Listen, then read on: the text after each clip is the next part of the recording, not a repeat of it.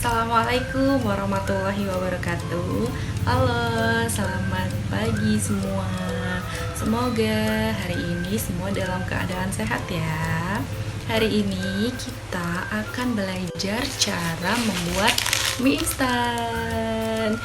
Dari cara membuat mie instan ini kita akan mendapatkan satu ilmu pengetahuan. Ada yang tahu? Iya, jadi dalam bahasa Indonesia, pengetahuan ini dinamakan dengan teks prosedur. Ada yang tahu apa itu artinya teks prosedur? Membuat mie instan sangat berkaitan erat dengan teks prosedur, karena dalam membuat mie instan itu kita memerlukan panduan atau langkah-langkah untuk membuatnya.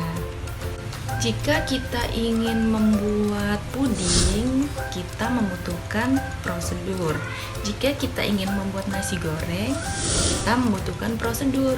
Jika kita ingin menonton televisi, kita juga membutuhkan prosedur.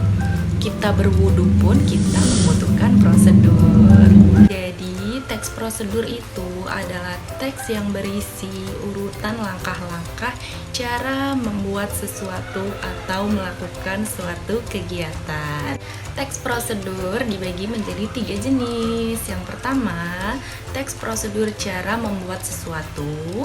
Yang kedua, teks prosedur cara memainkan sesuatu. Dan yang ketiga, teks prosedur cara melakukan sesuatu. Selanjutnya, kita akan mempelajari struktur dan kebahasaan teks prosedur. Semua teks itu memiliki struktur, begitu pula dengan teks prosedur. Mari kita saksikan bersama-sama pembahasannya. Struktur teks prosedur ada 5. Yang pertama judul, kedua tujuan, 3 alat dan bahan, 4 langkah-langkah, dan 5 penutup. Judul, dalam judul itu menyatakan proses pembuatan produk. Yang kedua, judul ditulis dengan huruf awal kapital tanpa diakhiri tanda titik.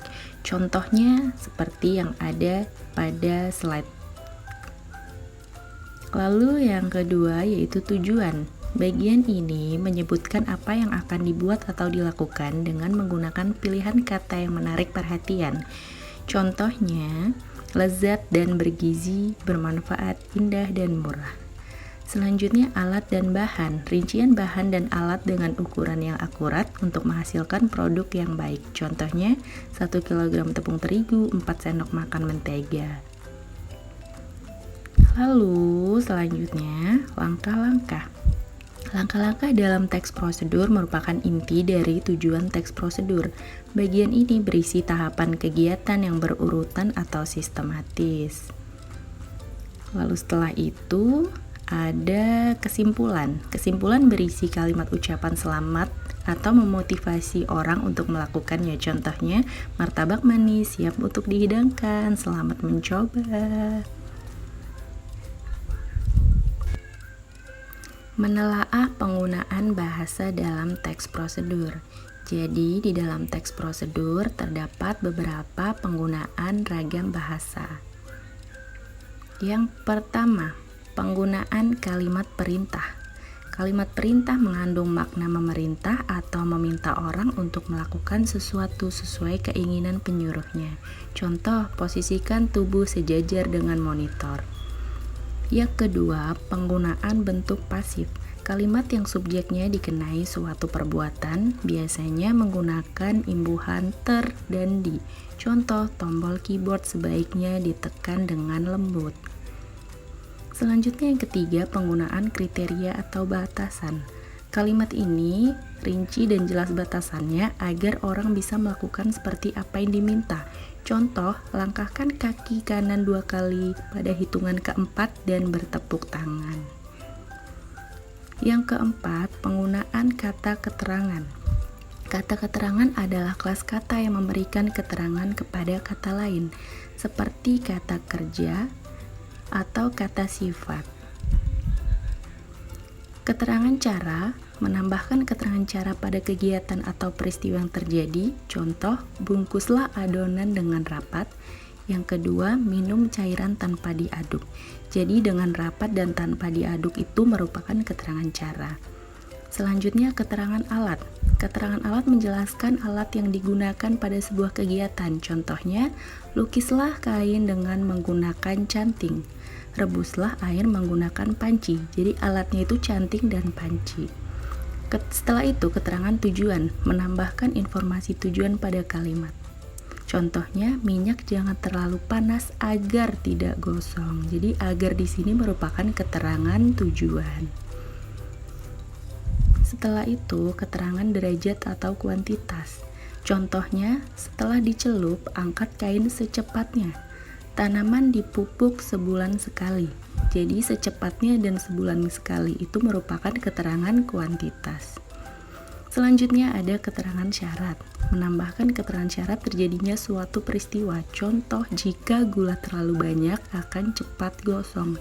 Jadi jika di sini merupakan kata keterangan syarat. Setelah itu keterangan akibat. Keterangan akibat itu ditandai dengan kata hingga, akibatnya, sehingga, sampai, menjadi. Contohnya, goreng adonan hingga kecoklatan. Ulangi kegiatan sampai habis. Yang kelima, menggunakan kalimat saran. Teks prosedur memandu pembaca agar selamat, aman, dan dapat mencapai hasil yang maksimal. Oleh karena itu, bahasa teks prosedur juga harus menggunakan saran, keharusan, dan larangan agar tidak menimbulkan bahaya. Contohnya, jangan memasukkan minyak terlalu banyak.